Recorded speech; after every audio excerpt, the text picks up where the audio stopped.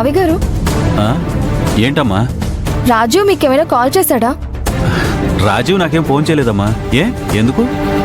ఆయనకి ఎన్నిసార్లు కాల్ చేసినా కాల్ లిఫ్ట్ చేయడం లేదు మావయ్య గారు.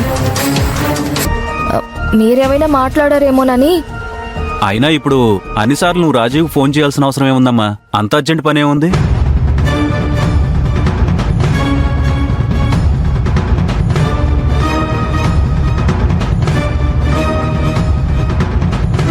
అమ్ముకి సంక్రాంతికి హాలిడేస్ ఇచ్చారంట మావయ్య గారు.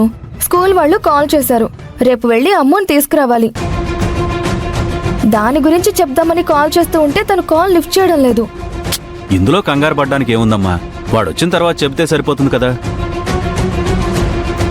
ఇప్పుడు ఫోన్ చేసి మరీ చెప్పాల్సిన అర్జెంట్ ఏముంది?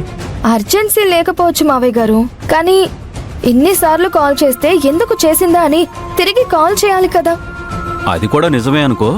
ఒకవేళ బిజీగా ఉన్నాడేమోనమ్మా. ఏం బిజీయో ఏమో. ఈ కొత్త ఉద్యోగంలో జాయిన్ అయిన తర్వాత మనిషిలో చాలా మార్పు వచ్చింది. మార్పు అంటే ఎలాంటి మార్పు అమ్మా? ఇదిగో ఇలాగే కాల్ చేస్తే లిఫ్ట్ చేయడం లేదు. ఒకవేళ లిఫ్ట్ చేసినా ఏదో పనిలో ఉన్నానని కంగారు పడుతూ ఉంటారు. ఏం పని అంటే అది నీకు చెప్పేది కాదులే అని కొట్టి పారేస్తున్నారు.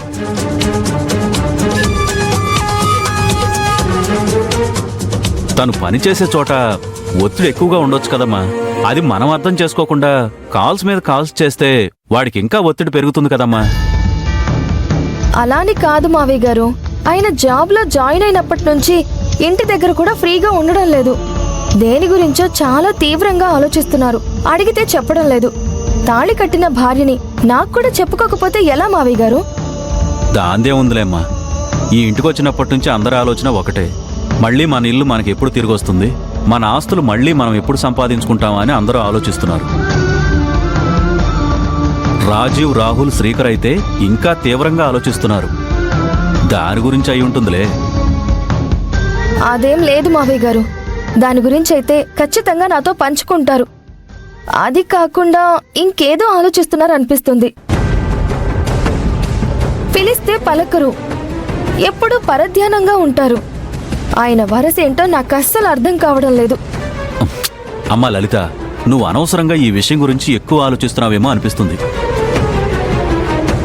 సరే, వాడొచ్చాక ఈ విషయం గురించి నేను కూడా అడుగుతానులే. నువ్వు అనవసరంగా కంగారు పడకు, సరేనా? సరే మావయ్య గారు.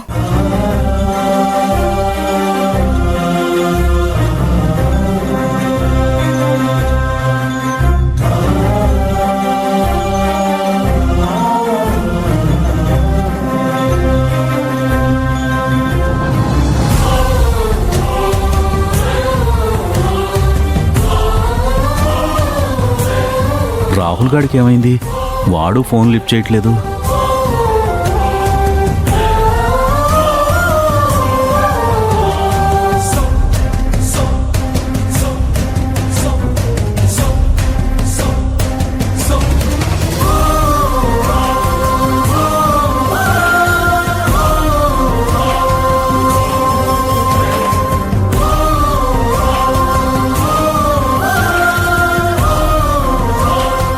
అమ్మా అభి.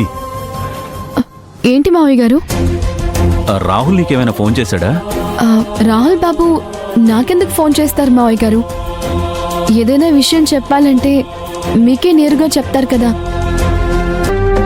నాకు ఫోన్ చేసే అలవాటు ఆయనకెప్పుడో పోయింది.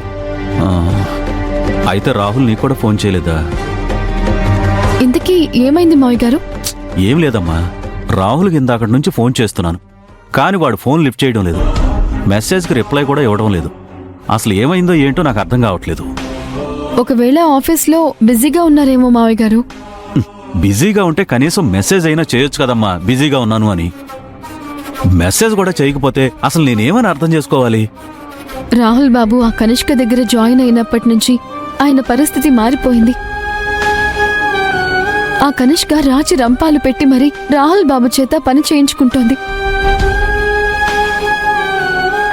ఆ ఉద్యోగం వదిలేసి వద్దామంటే రానివ్వకుండా అగ్రిమెంట్ అడ్డం పెట్టుకుంది.